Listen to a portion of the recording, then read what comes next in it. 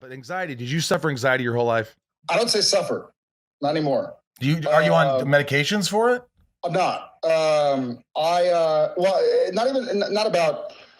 My point is that I do believe in the power of love, self-fulfilling prophecies. So if I say to myself, like, I'm suffering from depression, I'm suffering from anxiety, I'm suffering from this, then I'm the victim and I can't do anything about it. If I say to myself, hey, if I say to myself this, man, for those 2 weeks in quarantine, I suffered from anxiety.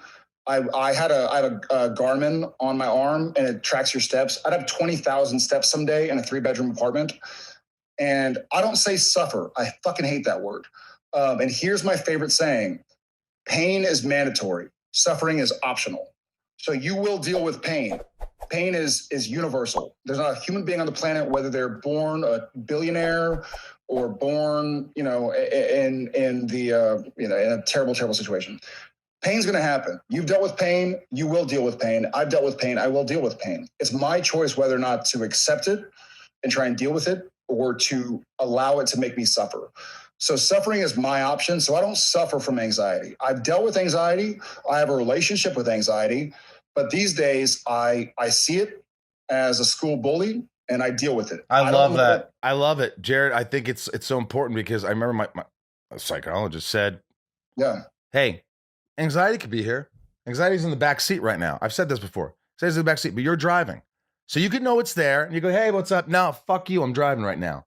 I know you're there, but you don't get to drive this car." I feel like there's a podcast I listened to or something where somebody's talking about death in the same way, and how they were terrified and mortified of death and their mortality, and the fact that, oh my God, I'm not going to be able to wake up one day or go for a walk.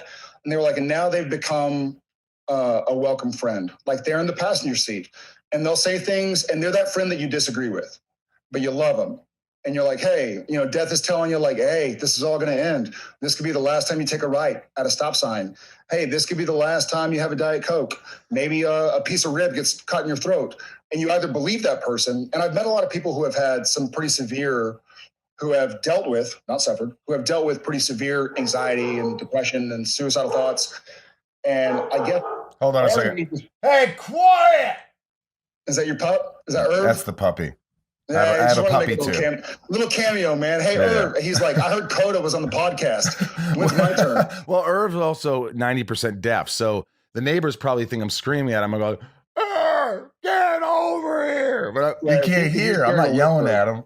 Go ahead. He's hearing a whisper. But I guess I just try, when people are really dealing with it in a big, big way, there's some bit, and I've used it in my own life. This isn't me like proselytizing, like, well, if you take this pill or practice this mantra, but I have found that accepting that it's part of my life makes it welcome. Like, if I wake up and I don't feel anxiety these days, I'm like, what's wrong? Like, what am I not aware of?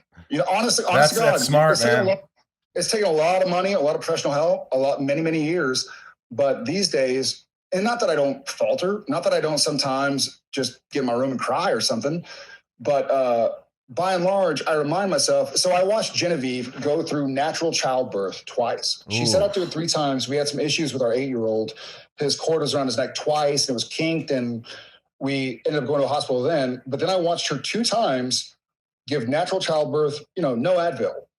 And she didn't say those exact words, but I got that she was like, when there would be contractions, she would sit there and breathe through it. She's a fucking boss, man. But she would breathe through it. And ultimately, after the fact, she was sort of like, I knew it was going to hurt. I knew it was going to go away. And there's it's not Rumi, it's Reiki maybe. There's a great quote about something, deal with the highs, deal with the lows. I'm bastardizing, but no feeling is final. So accepting there will be pain. Like, that's part of life. Life can suck for all of us. And life can be amazing for all of us if we choose to focus on that. But dealing with no feeling is final.